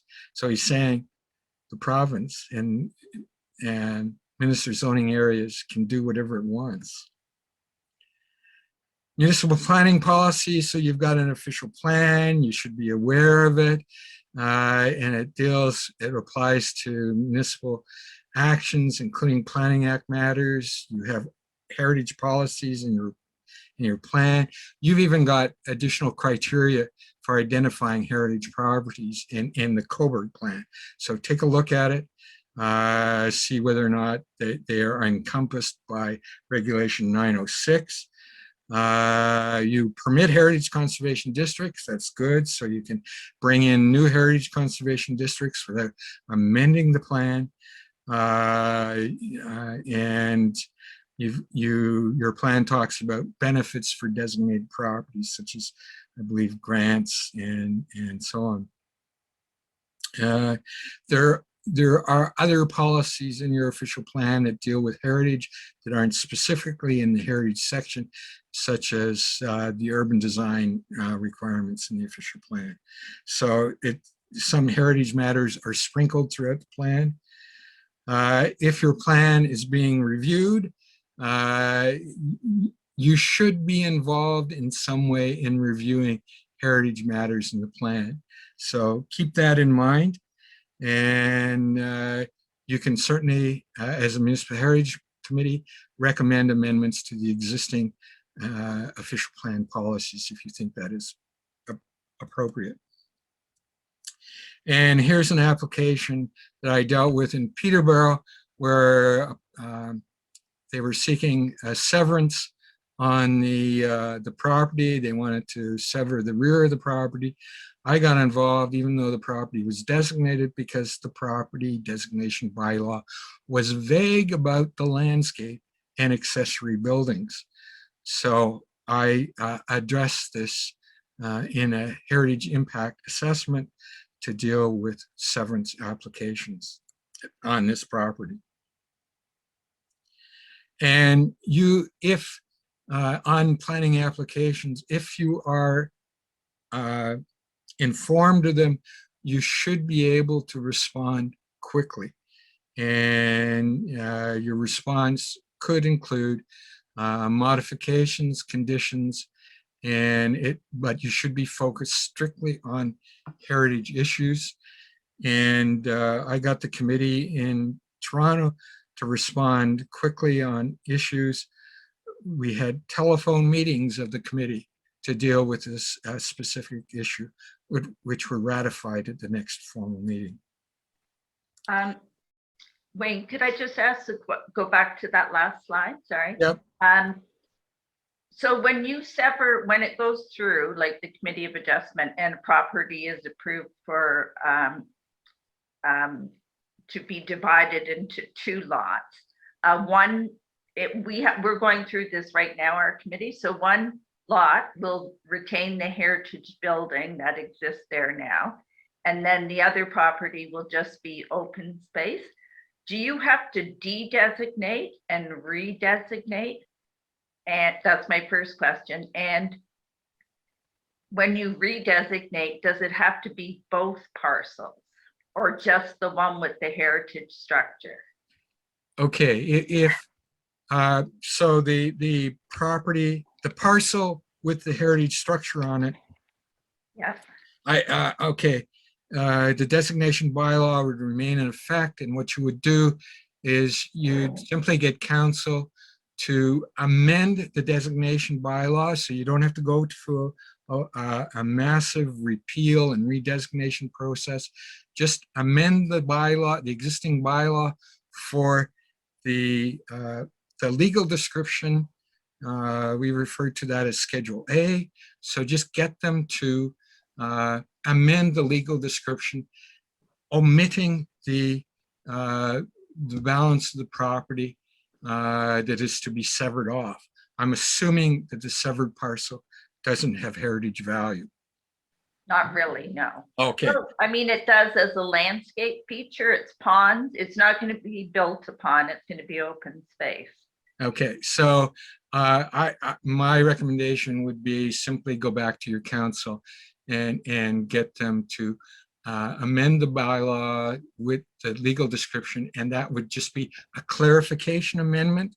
Okay. So there wouldn't be a whole notification process other than you should notify the new property owner, both property owners. The bylaw has been amended and the new bylaw would have to be registered on title, but you don't have to go through a whole repeal and redesignation process. Okay, so the new lot, which is the open space, would no longer have designation applied to it. If that's what you want, yes. Okay, all right. Heritage easement agreements, this is section 37. Council may pass a heritage easement agreement with the consent of the owner. And we often got the consent of the owner by saying, if you want your official plan application approved, you've got to enter into a heritage easement agreement. So that constituted consent. It could be in relation to a grant, property tax relief, or sale of surplus municipal property. It is placed on title. It runs in perpetuity. It requires municipal enforcement, and the decision of council is final on properties dealing with that are protected by a heritage easement agreement. There's no appeal. You don't have to go to the Ontario Land Tribunal. Council makes the final decision, but you have to consult with, the council has to consult with its municipal heritage committee. This is the strongest tool you've got for protecting heritage property. In my opinion, it's stronger than a Part 4 or Part 5 designation. And the content, reasons for identification, this is what goes into a heritage easement agreement. Photographs, required maintenance and repair by the owner, permitted alterations, what they can do before they have to come back to council for approval. The property must be insured. The municipality is a named party to the insurance policy to make sure if part of it is burned, the proceeds are go to restoration or reconstruction. The municipality may reconstruct if the owner fails and charge the owner. It can control signage, and there's often a possibility that, the municipality could put a plaque on the building if it so wishes. So that's what is in the heritage easement agreement. We used it frequently in the city of Toronto. Examples, Maple Leaf Gardens, which is now a grocery store, and an arena up above, protected by a heritage easement agreement. You can do your grocery shopping and go to Center Ice if you so wish, see where Harold Ballard is buried. And then Farmhouse, the one that I mentioned before, it's now protected by a heritage easement agreement. So wide variety of types of properties. Heritage property standards, ensure maintenance of heritage properties. This was the bugaboo back when I first started out. The municipality had no way of protecting a property from demolition by neglect. And the Ontario Heritage Act now permits the municipality to pass and enforce bylaws for designated properties, prescribing minimum standards and repair and so on. The municipality doesn't have to consult with its MHC, but I would strongly suggest that if your municipality doesn't have a heritage property standards bylaw, that they enact one.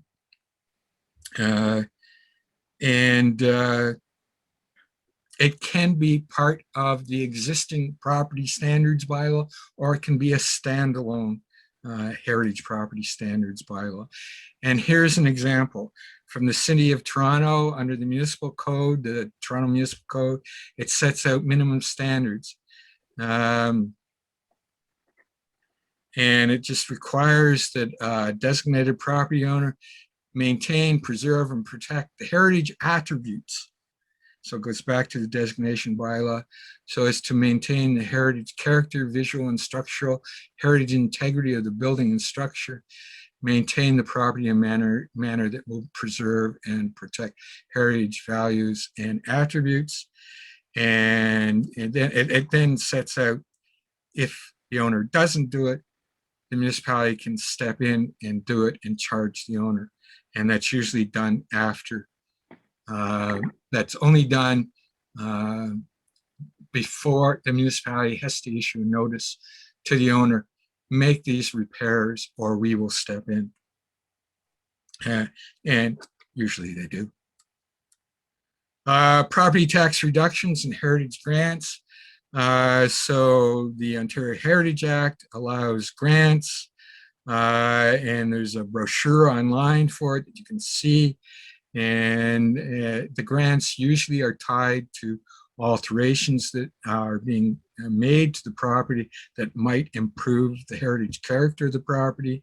And the owner, the property tax reductions, that's under the municipal code, municipal act, the municipality can reduce property taxes on municipalities, on designated properties by 10 to 40%. It could specify eligibility criteria in the City of Toronto, because there are thousands and thousands of designated properties. We said you had to be of national heritage significance. In addition to being designated under the Ontario Heritage Act. The municipality doesn't have to consult with its MHC, but the MHC can suggest examples.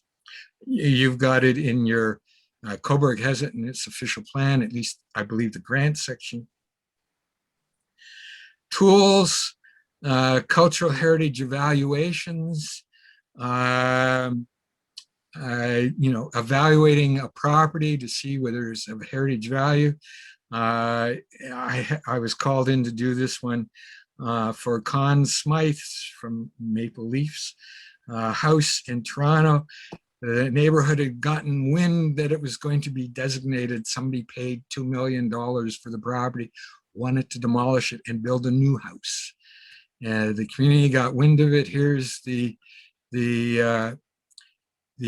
information that was provided on the house. There you see it.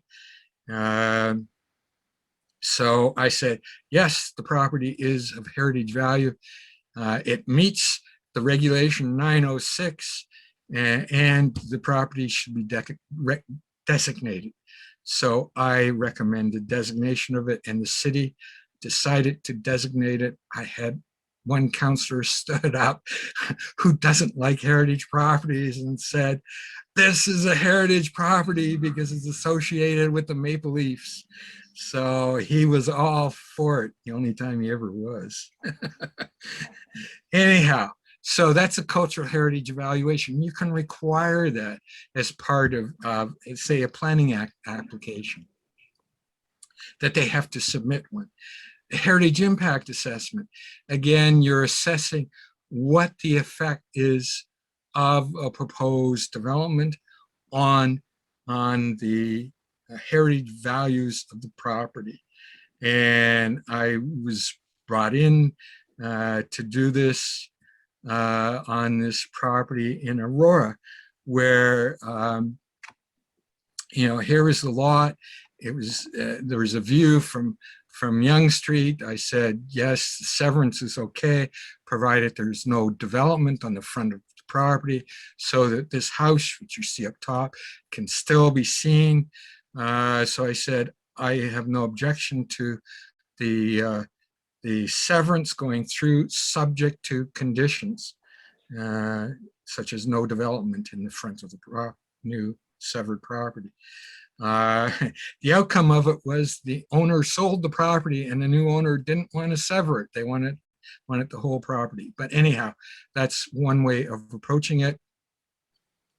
Conservation plans, and this is when you've got a designated property that is being altered. and how do you preserve the heritage features. And I've done several of these in conjunction with an architect, and there is an example in St. Catharines. This is a building, a heritage building that is being altered in the Heritage Conservation District. It's an industrial building, and it's being converted to residential use. And you know, I've got an example of windows. The original windows were long gone, but I did have photographs of what they look like. So we indicated what window openings were to be reopened and what type of windows were to be put in addition to all sorts of other things. It was approved by the city, and the initial demolition work to remove some of those inappropriate alterations made in the past is in progress. A protection plan simply says how the building is protected. And I've done this on a number of properties where, you know, there isn't any imminent development on the property, but the building is vacant, and your vacant bylaws, your bylaws dealing with vacant buildings usually don't adequately cover heritage buildings. So, you know, some of the things that I talk about are an alarm system, fencing, monitoring, and if there's development occurring, where the materials are to be stored so that they don't damage the building, and weather protection, and on-site notification to the contractors and owners. Again, I've done this with that factory building in St. Catharines. Commemoration plan. This is another tool that you can require, setting out, I want a plan saying how this property is going to be commemorated. And again, I did this with the St. Catharines building. On the left, you see the exterior plaque. In the center, you see a plaque that's to be set up in the interior in association with machinery on the right-hand side that is to be preserved. And I also said you have to put in a connection to a 3D view of the building, because there is a program that exists that allows you to walk through the building and see what it looked like before any alterations were made. And somebody could do that by standing at the plaque in the front, hold their telephone up to it, to that image, and connect into that. So those were the commemorations that I put in for that property. Enforcement. Okay, you can fine property owners. I don't know of any that have gone up to the 50,000, but just having the threat there is enough to get action to move. And you can also deal with unauthorized alterations.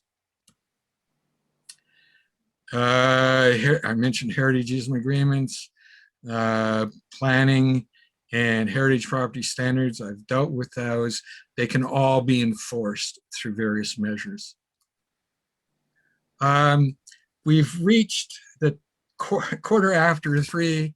I can leave it at this point, and you will get a copy of the presentation, and you can review the heritage notes I put in here about researching, or I can go through it. I'm at your direction, however you want to proceed.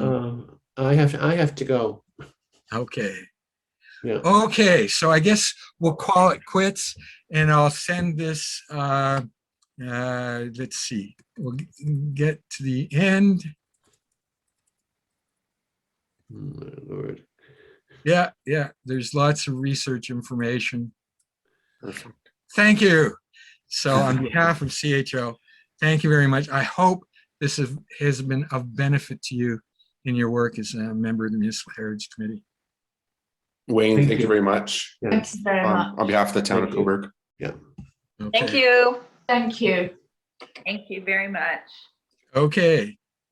Wayne, could I just ask, if, say we do, our committee does have questions that maybe perhaps can't be answered by staff, Is there a line to you that we can connect with you?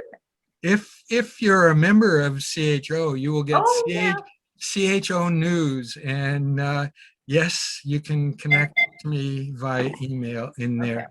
You can also try Ministry Staff. Our latest newsletter includes information on the 2 new ministry staff that you can consult with about heritage matters. So try them first, Okay, and your own staff, and then if they can help, sure, we'll see what we can do.